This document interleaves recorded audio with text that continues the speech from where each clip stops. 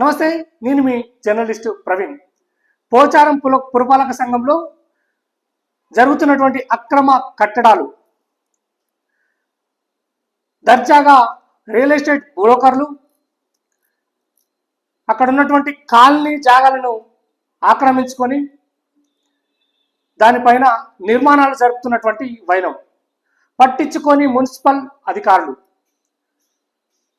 మరి పురపాలక సంఘం పోచారం కమిషనర్ గారి దృష్టికి ఈ విషయం తెలుసో లేదో, దీనిపైన కంపల్సరీ యాక్షన్ తీసుకోవాల్సిన అవసరం ఉన్నది. పోచారం స్వర్ణగిరి కాలనీలో ఖాళీగా ఉన్నటువంటి స్థలాలను చెరపట్టే కార్యక్రమం జరుగుతున్నది.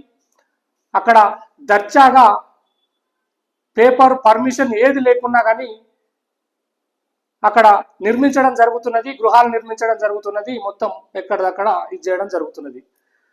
మరి పర్మిషన్స్, బోర్ పర్మిషన్స్, ఇంటి పర్మిషన్స్ సామాన్యులకేనా, మరి అందరికీ వర్తించదా అనేది కాలనీ వాసుల ఆలోచన. మరి మేము ఒక ఇల్లు కట్టుకోవాలంటే దానికి 100 రీజన్స్ చెప్పుకోవాల్సిన పరిస్థితి, 100 పర్మిషన్స్ తీసుకోవాల్సినటువంటి పరిస్థితి.